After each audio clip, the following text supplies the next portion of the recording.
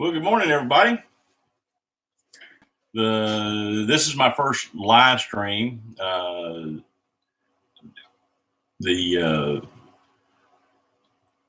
I'm camera tied. Okay, I've never been on camera, so I mean, I'm a shy person. Anyway, what I want to talk to you guys about today is wanted to share a story. And the story that I wanted to share is about the little girl and her mother, and they were cooking a pot roast in the kitchen. Anyway, the mother cut off the end of the pot roast, and the little girl said, "Mama, when you cut the end of the pot roast off, why do you do that?" And she says, "Well, I don't know. I'll have to ask my mother." So they got up to the mother and they said, "Hey, Mom, grandmother, why do you cut the end of the roast off before you put it in the pot?" And she goes, "Well, I don't know. The reason that I do it is because that's the way my mother did it." And so they went to the great grandmother, asked her the question. She said very simply, "I don't know. That's the way my mother did it." And so their great grandmother, little girl's great grandmother today, and they caught up to great grandma. And she said, "We have this question. Why in the world do you cut the end of the pot roast off? We just did it. That's the way. You're the source. Why did we do it that way?" And the great grandmother, she just said, "Well, my pot was too small for a whole roast, so I had to cut the end of it off." So a lot of things happen in the world because we learn from our parents, and it's passed down. And now we're in the world to where people don't know the reason why for a lot of things. We have a lot of information. A lot of people think, well, I've got Google, and I've got DuckDuckGo, and I've got all these other formats that I can use, and man, the computer's going to make me smart. Well, there are a lot of answers out there, but we live and have been for a very long time living in a consumer society. And the guys that operated that society with their machines, it was a club, and most people weren't aware of that, and they keep doing the same thing. It's passed down. So a lot of the information is disinformation, and it keeps people busy, and it drives people to work with other technologies. The technology that I'm working with is just interesting to me. It is true. You can't get something for nothing, and that's just the way of the world. And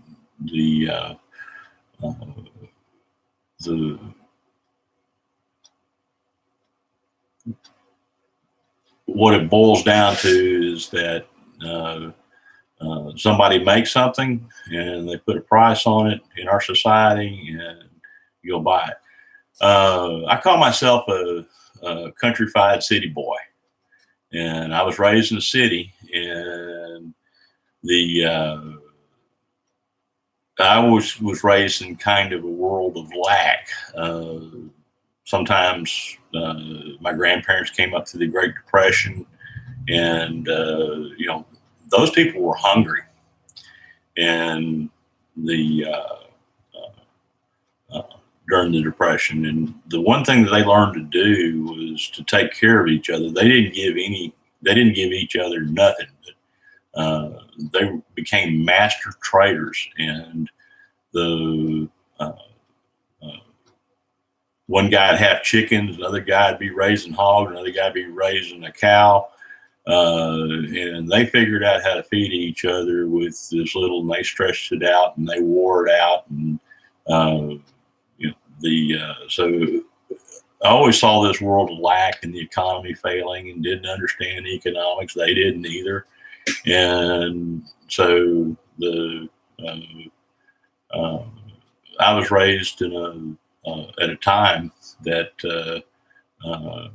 everything was the good life, but I was assured that that good life could change at any minute, and so it always kind of kept a pressure on. And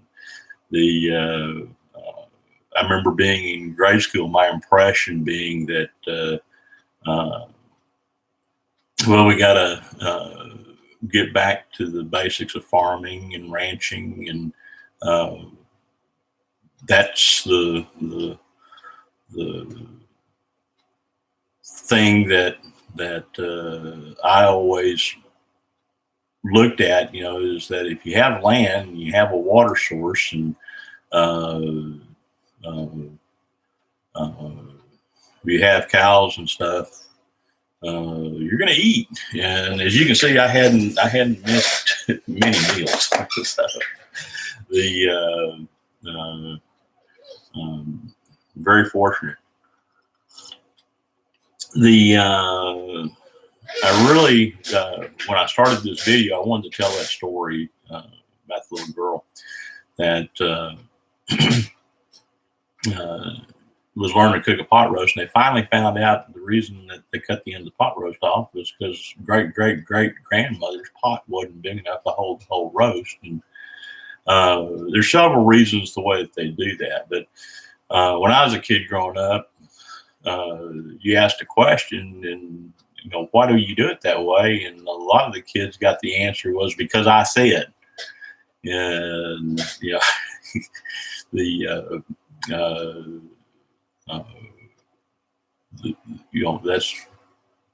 people are watching you, and so I never got in that habit because I didn't like that answer, and my dad didn't like that answer either. So he tried to sit back and explain everything to me and give me a basics all the way through. But I witnessed my other friends and stuff that well, I want to go do this. No, you can't. Why? Because I said. And that's authoritarian, raising kids with authoritarian act, stuff. Anyway, getting back just a little bit, going to the farm, I told my parents, after I married young. I married at 18 years old, and said, I want to go back to the farm. I found one. Parents looked at me and said, "What the heck's wrong with you? We hadn't farmed in 3 or 4 generations." And I said, "Well, that's what I want to do." And they, okay. Yeah, they knew me, and they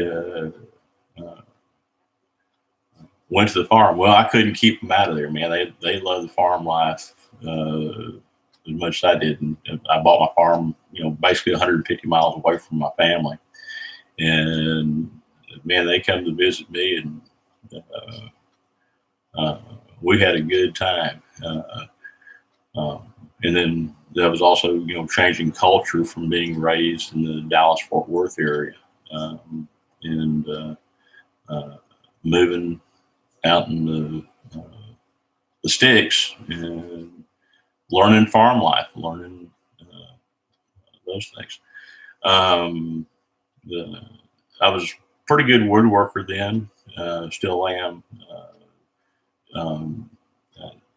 Can do anything with wood, but that's a whole nother story, and I don't want to get into that in this presentation. The point of this presentation was basically to just get back to the Bedini. Now, my good buddy Bear and Bart, they call me Bedini Bill. I got very interested in the Bedini Wheel, and I wanted to give you a clue of how I built mine. Didn't cost very much to do it, but all that is just a caster. Okay, I bought that caster at Home Depot, and it was a little bit tight, and I took the bolt that was through it that held it on, that went through there out of it, and I found me a bolt that would fit in there okay. And so then I needed a platform base to put it on. Now this is my second wheel. My first wheel was a small bicycle wheel, and man, I fired it up off of the Bedini Coil and a couple of just regular magnets, you know, like that. And I got me some shipping tape, and I didn't even tape them on at first. That magnet held on to the wheel, and it was turning so slow. I go, man, if I can turn that wheel, you know, it'd be great. Well, I didn't have any transistors, and I didn't have any contact points, so I rigged me up a deal to where I made a little stinger come off the top of the spoke that was up there, and I used the spoke as ground and isolated that. That was my trigger. And every time they would go around, remember cars flopping in a bicycle to make noise, make it sound like you had a motor when you take a clothespin and a playing card and put it on the spoke and go down the road and well, same thing. And that was my my spark gap and everything. Well, I was amazed that I could make that little wheel run on 2 D-cell batteries, 3 volts, and that little spark, that little blue spark, and just go through.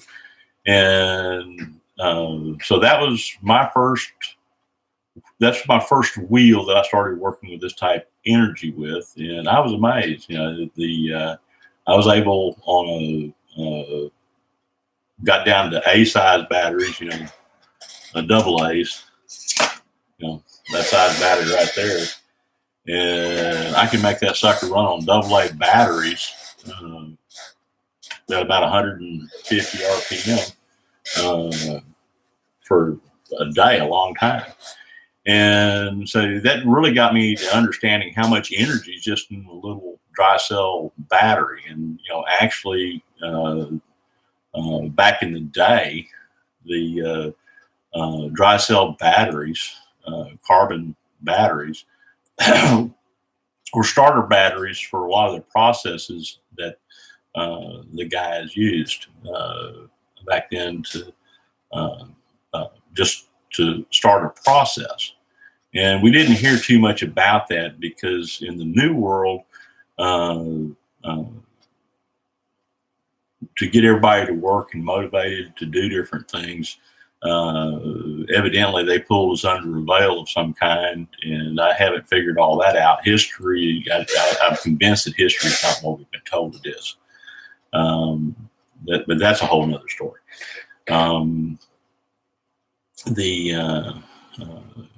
But getting the Dini Wheel put together was, you know, really simple. This is just a 1x4, you know. So make sawhorses out of 1x4 and everything. And I just grabbed a piece of it and got some hot glue, made me some little pads out of hot glue there on the bottom side.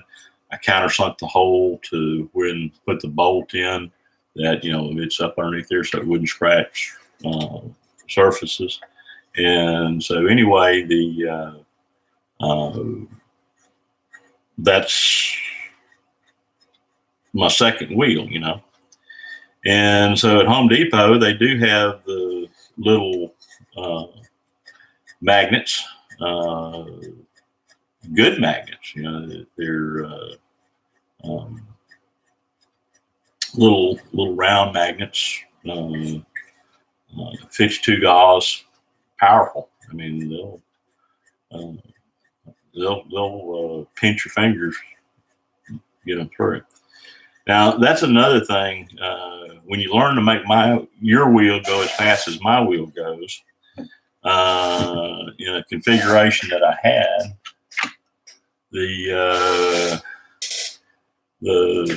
it was rattling through there, and a piece of the magnet vibrating against each other. I had it really cranked up, and I mean, I'm not going to try to exaggerate, but I had it wound up. I was screaming. And anyway, see that little piece right there? that little piece of magnet right there went right through my shirt, and that's where it went. Okay, and the better than a bullet. I mean, about as heavy as a 22. And the I had to dig it out of there. This happened about 6 months ago. So be careful. There's unexpected things when you start spinning stuff up really fast. And I'm used to working with high RPM stuff, and that was totally unexpected, man. When that shipping tape blew off of there and wrapped around, and that fragment came out of there, and I mean, it came right through my shirt. It didn't even really hurt. I didn't even know I had it until I looked down doing something. There's some blood there, not a lot, it happened that quick. And so when you're spinning up stuff, be careful. That's my experience. I try to follow safety precautions, but I had no idea I did have an idea, but I didn't think it'd swarm on me, but it did, And so the configuration that I did on my wheel was just tape the magnets around there when I started off, and then I drilled holes to put smaller magnets in. You know what I'm talking about. You've seen the naked wheel without the magnets. But anyway, that's the, and then I've stacked big old long stacks like that on it to, try different things and tape them on there. And but I wasn't running a big stack. I was running actually 3 magnets, 1 small one and 2 larger ones, and looking for those effects. And a little fragment came out there and swarmed and got me. So be careful when you're spinning that out. Most time I spin my wheel somewhere around 1800 RPM, especially for doing charging and stuff like that. And there's so many configurations. So basically that wheel just goes right there on that bolt, just about like that.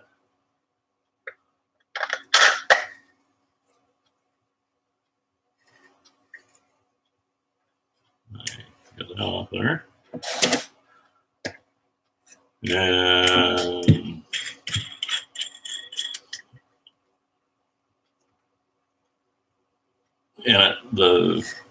that's my wheel. And the more I ran, the looser it got, and I'm pretty experienced with Delrin, and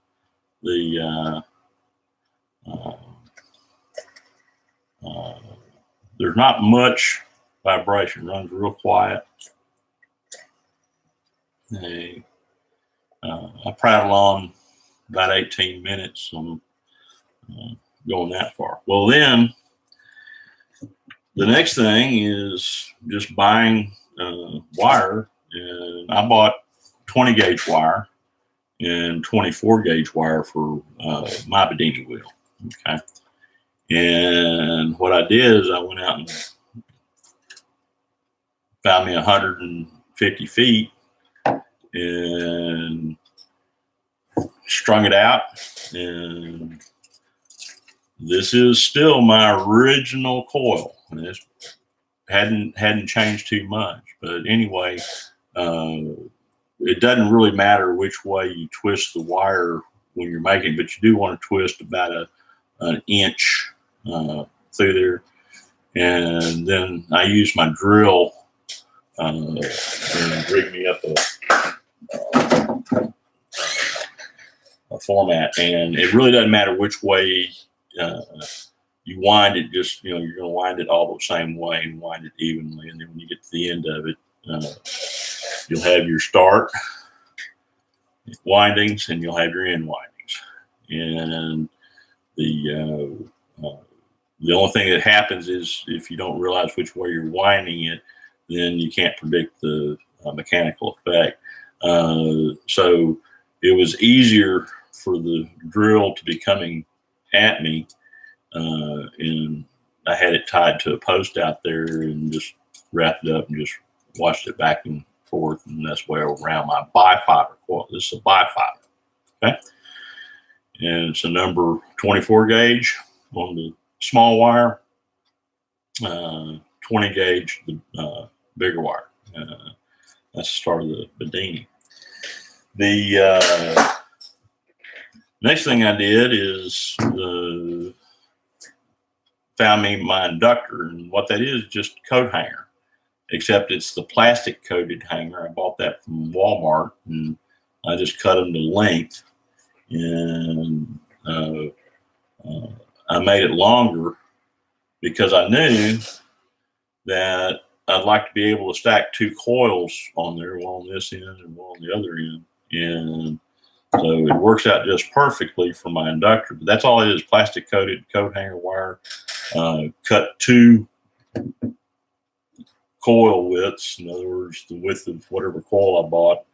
And that's just two coil widths, you know, and that's the way I did it. And so the put that through there like that, boom, and there's my core. So real simple construction.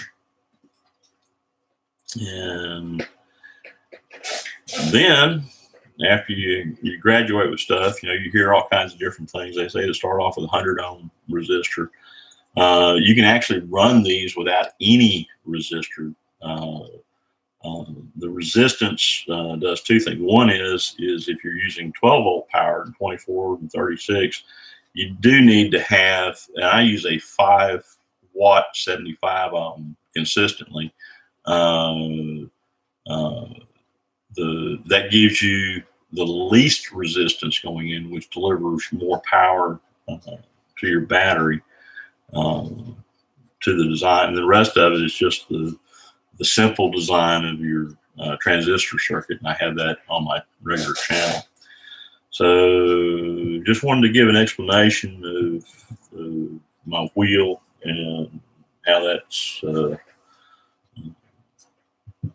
configured and how that's made. But getting to the inductor. Now, since that time, I've been playing with Bedini wheels since 2017. This is 2019, so a little over, you know, almost 3 years. But they're fun, they're interesting, and a lot of information that you can learn from this monopole motor. It's also, you know, it's a it can do so many things. It's really pretty neat. But the reason I started this channel was to go through and learn to talk in front of the camera, talk to my audience. I noticed that going back and reviewing my own videos that I say a lot. I didn't realize how much I said and you know, I knew I didn't want to be a radio broadcaster or a TV personality, but you have to bear with me. I'll try to improve as I go on.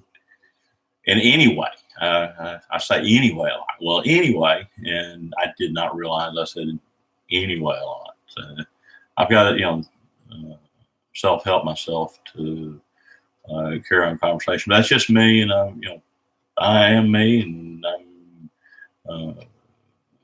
I think it's great. Kids are coming up and they go, "We see how you act," and they can get the camera out. And I didn't realize I acted that way.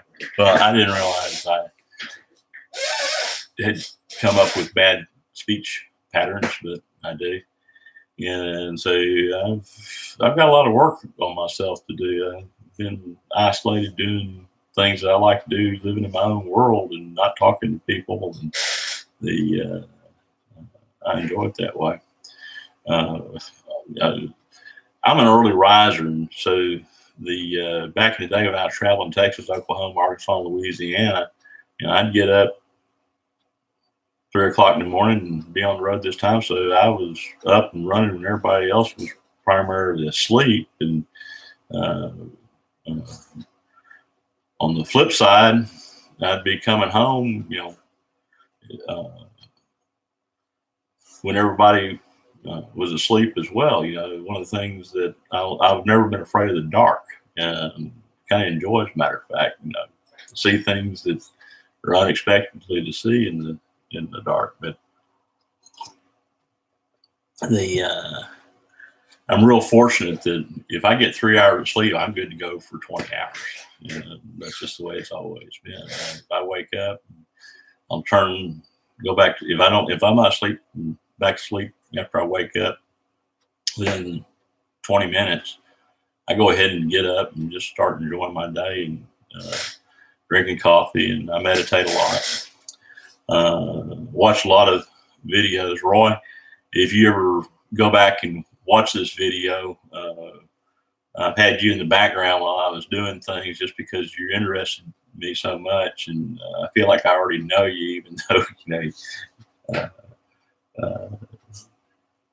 but you've been a friend. You kept me company many morning when I was waking up and drinking my coffee and seeing what you'd done the day before, and I kind of focused in on what you were doing because I understood it.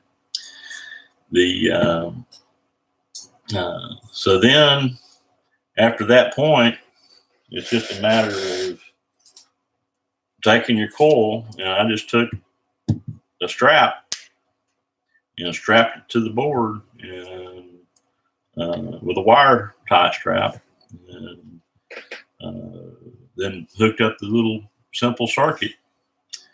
And that's the way that my little wheel has evolved and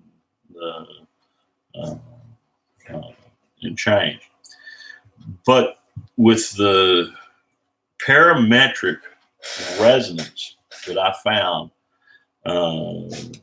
there was been 2 people that used it when I ran across their YouTubes, and it would go into what I call metronomic resonance. And I found a representation. I have that posted. No, I didn't really post it. I think I answered. I did not. I shared it. I'll find it again and share it on my tube. But it's a line of balls that's held by a rack, and the guy pulls them back, and at the same time with the board, and they're just swinging together, and they go through the different resonance and frequencies of the different length. And the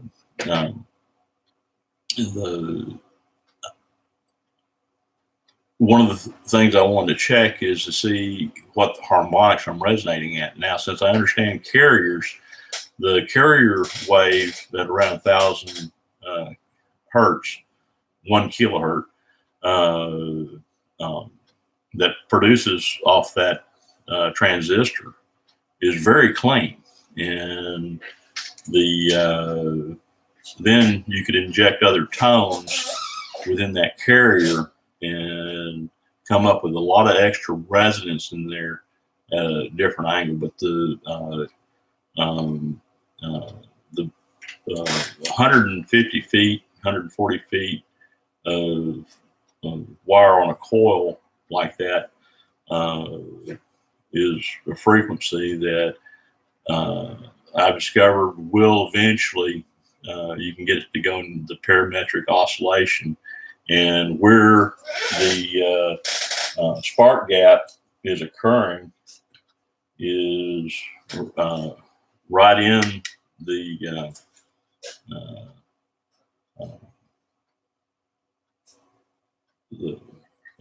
potentiometer.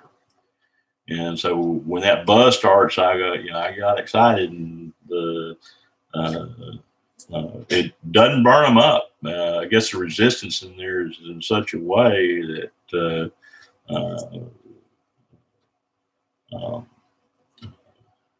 it'll buzz like that for days once you get to go in parametric oscillation.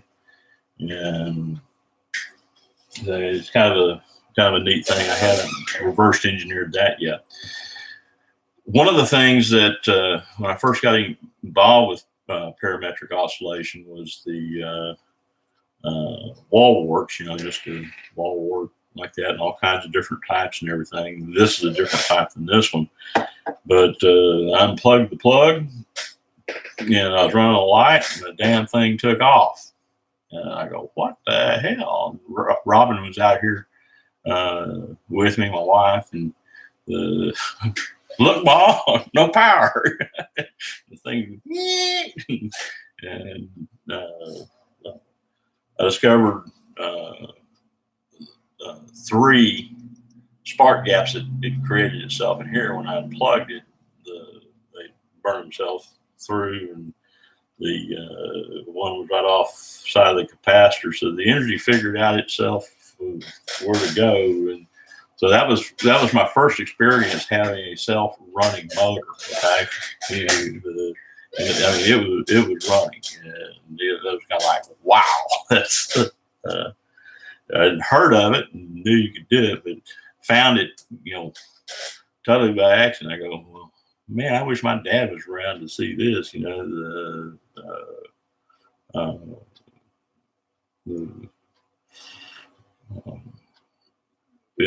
didn't understand the effect of it, what was going on, but it figured out how to self-resonate and to the spark gap and get that done.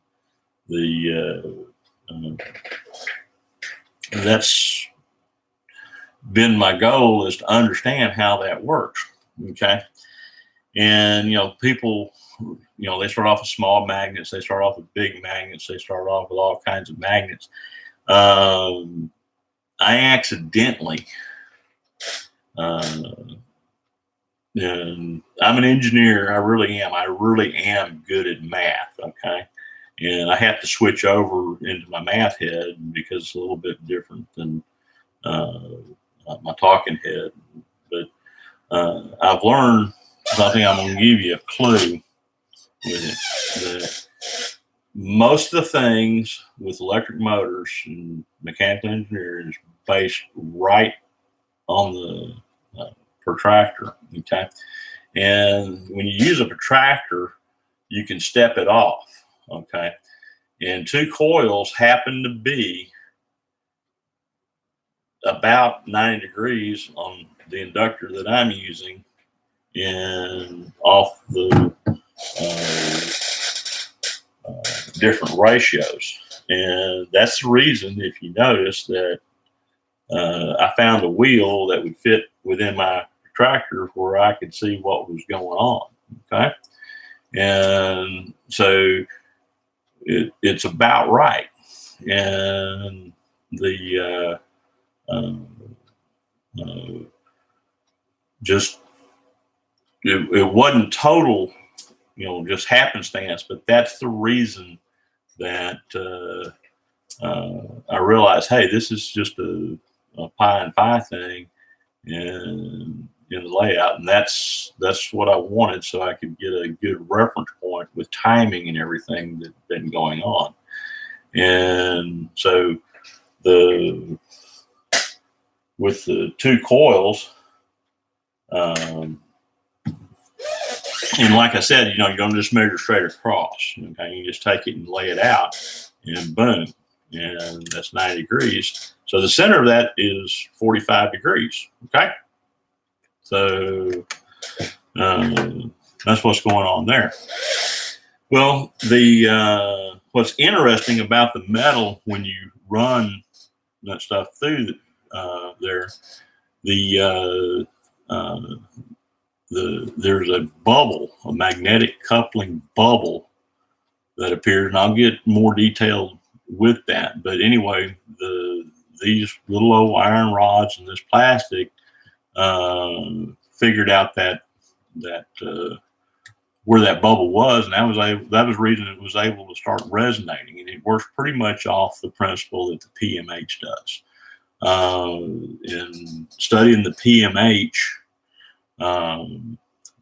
with the horseshoe magnet. I had a Model T magnet hung in my garage for years, and finally sent it off for scrap. And now I wish I hadn't given it up. I knew that thing was going to be good for something one day, and I'm jealous of Roy having Benny St. Vincent. Now he's got so many of them. And I really, his wheel that he's working on, which is the Ed Lead Scallion wheel, I don't know what direction he's going. I don't know what his end game is. My end game is a little bit unique. You go, well, what's this babbling fool country boy? I'm a pilot. I'm actually a flight instructor. And I've been told I'm one of the best flight instructors for ground schools that there is. And the only thing that I can tell you is this head that I have is dense. Once I understand what's going on in the process, evidently I'm pretty good at getting my point across pretty quickly without boring people too much. And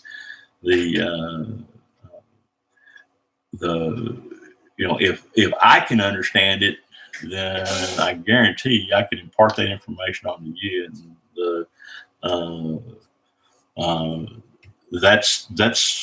but I'm tenacious. I don't give up. I just keep right on hammering at it.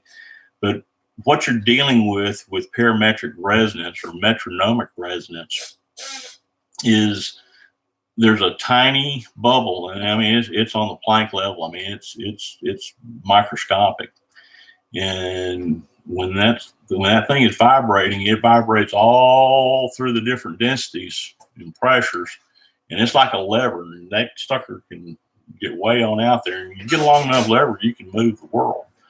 And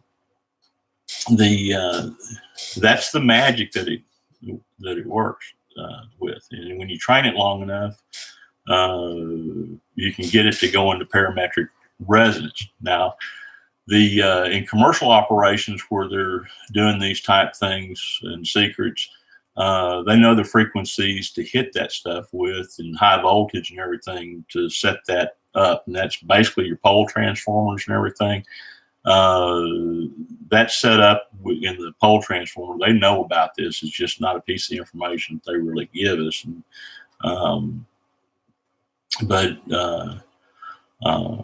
that's where the vibration is actually added, way down there in a microscopic field, and it's just being amplified up. And you can attract it through the field effect to get the phenomenon of self-running motors for themselves. But basically what happens is, in effect, you have a battery in plain sight when it's understood, okay? And that's the whole key to it, is a battery in plain sight. And that's the reason you can get such long run times with monopole motors.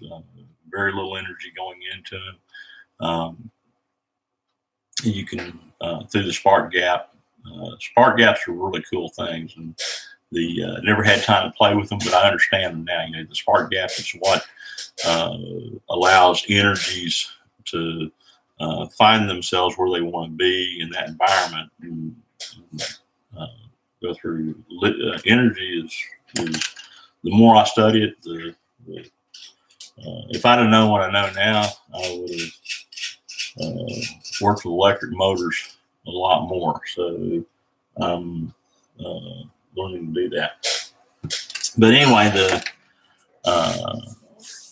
I've been stepping up this efficiency process, and I spent a lot of time with Gerard Morin, watching all his videos. And Gerard got a lot of us started with the washing machine motors, the pump motors, and understanding RF. My hat's off to Gerard Morin.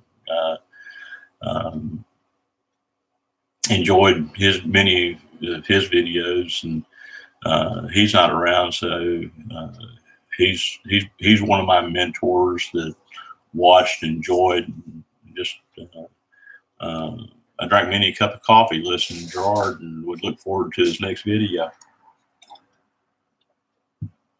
He was just so personal. I thought that we would for power supplies and everything, I'm equipped with coils. Step up coils, step down coils, different factors. One of the things that people have asked me is about solar, and so one of the this is just a little 1.5 watt 12 volt solar, and you can configure them in series, and pretty good little battery charger, especially when you take 4 of them. And solar energy is really coming through in all the regulations on that. Again, it kind of gets back to the point, well, you know, they've used big cables and everything. And my theory, if you need big cabling and wiring and everything, get that done at the source, and then step up the voltage and go through. And that's basically the way power transformers work. When you get to high voltage, and the phenomenon happens around 7,000 volts, you get an amplification effect with the energy, and right on up to 14,000 volts, 25,000 volts. The old picture tube TV sets that I used to work on, 26 to 27,000 volts right off the flyback, and lots of pressure there, and you can't even find those TV sets with those flybacks in them anymore. Everybody's gone to the flat screens. So they used to be everywhere. You know, people throw out TV sets all the time these years. And man, if I'd known what I know now, I would have harvested me some flybacks. But anyway, then this stupid little charger right here, I call it a charger. It's just a transformer, but it'll cut itself off as the resistance goes down and the voltage comes up. It just cuts itself off and won't overcharge your battery. And the pretty good little maintainer. So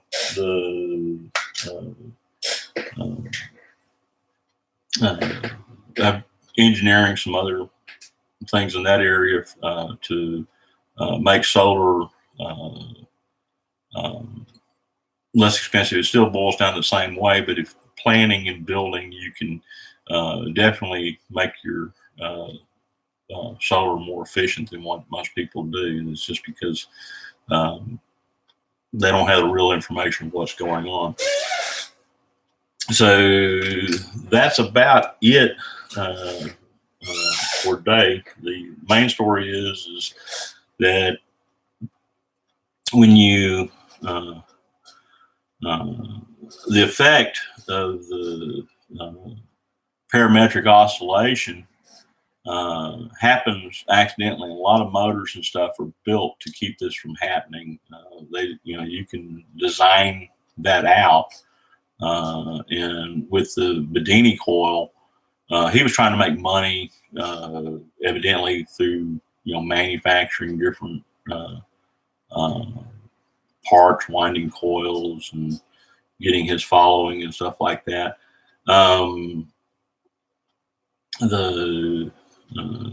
If I had my way, I wouldn't trade anything for money anymore.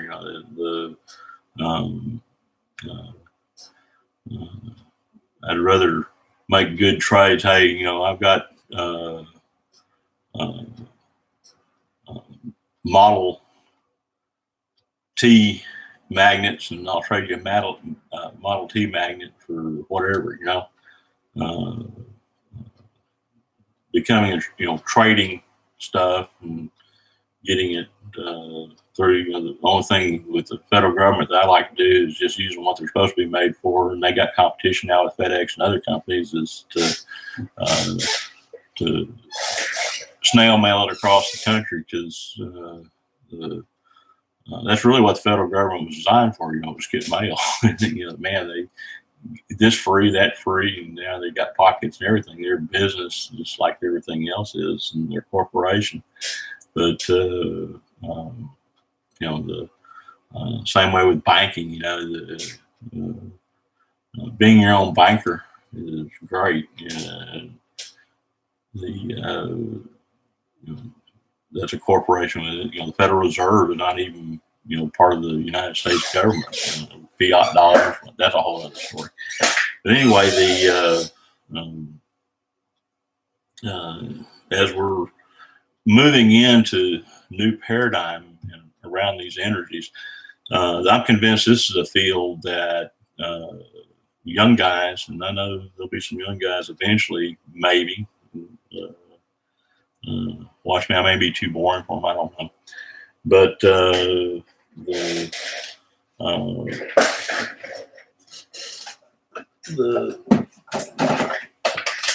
7.5 amp power battery, being in the boat business, I've had to rebuild many of these charge packs, because I guarantee you when a boat comes in, the battery's dead in it because it's been sitting for a long time. And I've learned to desulphide batteries as long as they haven't been put on a 100 amp charger and melted down on the inside. And that's another thing with this technology. Cranking batteries and deep cycle batteries are not really the right batteries to deal with this. And I'm working with the battery technology as well. And believe it or not, you can build your battery for this type of energy. It's easy. And I can't throw everything at you all at once because it overloads you. But that's enough for now. We've gone 46 minutes on my first video, and following. But I'm research a lot of subjects.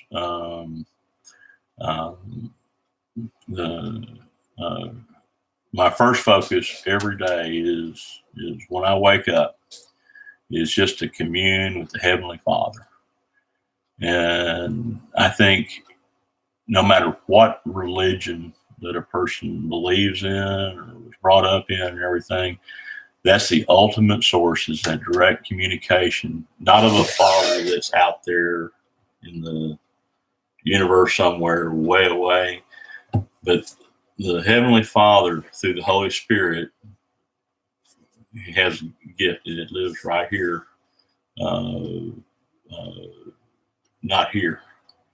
And just first thing every day, I just try to get in touch with that, his peace, joy, love, and power, and get centered. And just my prayer is very simple, you know, Heavenly Father, just please lead, guide, and direct me to do what you'd have me do. And then he lets my carnal mind do the mind up here, work with that mind. And they war for a long time, and they finally come to agreement. Kind of like, okay, I get the idea. Everything's going to be okay. I'm not going to be hungry. So everything from understanding, if we can get understanding that we're children, none of us are perfect, and that's what I call myself. I'm a child of God. And I just as he feeds me the information. Billy Graham said one time that it's not that it's an anti-intellectual event, but it's an event that understanding that in these bodies that we have the Holy Spirit, the feeling, the joy, the love. And, I always shoot for the good feelings. I shoot for having a good day every day. Yeah, there are bumps in the road that happen, but it's kind of like I'm not gonna let it ruin my day.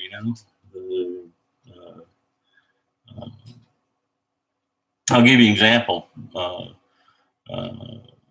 I sold all my rods and reels a long time ago. went and bought one. You know, bought a little reel, looked nice. I like the little reel. And first right out of the box, made a cast and it was defective. And Robin's going, "Oh, baby, I'm so sorry about that." I go, "Don't worry about it. We'll figure it out." And so finally I banged on it and did some stuff and got to work. But the release wouldn't do, so I had to work it mechanically, and then it would bind up every now and then, and I'd bang on it and get, something was loose in there. And I didn't have, I do like to take stuff apart, but in our throwaway society, go get you another one. So I went and got me another one. But when I got back into civilization, but even if it would just stop right there, I would not have let that ruin my trip. That's what I mean. There's going to be bumps in the road. Just don't let it ruin your day. So anyway, hope you enjoy the video. I'm going to sign off. I've got stuff to do. It's about 5:17 on the 3rd of July. Tomorrow's the 4th. I hope y'all have a happy 4th of July. We're going to go out on Sunset Dove and have my Sunset Dove up at Lake Ray Hubbard. And I love to sail. And Robin loves to sail. She wants to go bye-bye on the boat, and just hope that the weather works out. When I go out cruising, I love about 16 miles an hour wind, not 16 knots, but 16 mile an hour wind. Between 10 and 16, man, well, 8, for pleasure cruising. Just get back and listen to a little music and just cruise around. I call it the Rockwall Caribbean, and I do a lot of night sailing. That's the reason I call her Sunset Dove. But anyway, looking forward to seeing fireworks around the lake. People shoot them off, and just getting out and staying on the water. I'm a water dog. So it's gonna sign off for now, and hope y'all. Nobody showed up to see my channel, so I didn't expect they would. But if you run across this and I've helped you, that's my intent. Help you understand a little bit more about parametric resonance. It's an old phenomenon, and been going on since the old days. So as our eyes wake up to how things work, we have a little source of secret that we can share in understanding the phenomenon, being able to teach what's happening, and where people don't understand that it's not magic. It's there. It's a real effect. It's kind of like a matter of fact. But if I'd have talked to my dad about it, as great an engineer as he was, he would he would have figured out something. But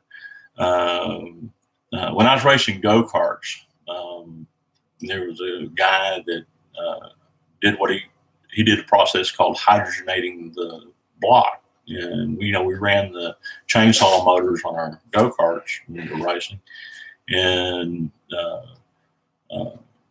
for $100, he would keep that block for about a month. And now I understand what he was doing to it. He was immersing it in Brown's gas, and with his process, and actually feeding in the hydrogen ions into the block, and it would give you about 2 more horsepower easily. And the guys that had their blocks hydrogen, with the hydrogenated block, we were just a little bit quicker than the guys that didn't spend the money to do that. And it was like magic, And all he did is take the block and assemble the engine back together, put it through there, and it was more powerful than what anybody else was running stock. And it was legal because it was still stock motor, and you didn't grind on it or anything. And so there's a lot of things that those guys did back then that had to do with chemistry. And now that I understand what's going on, the Joe cell, the hydrogen on demand, taking water and burning. You're not burning water. What you're actually doing is priming the hydrogen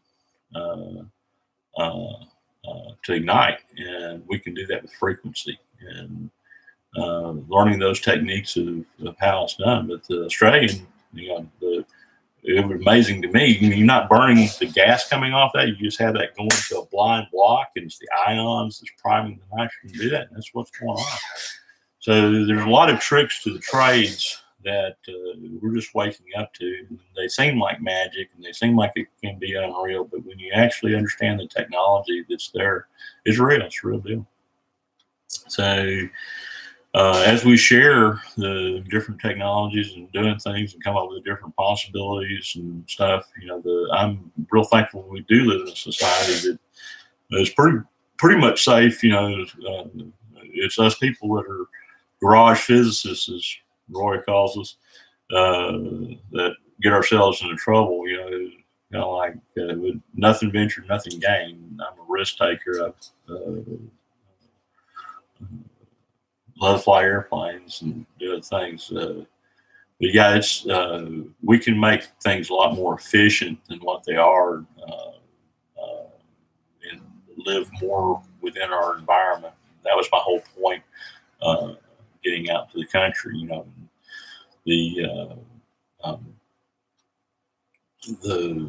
The country life is a wonderful life.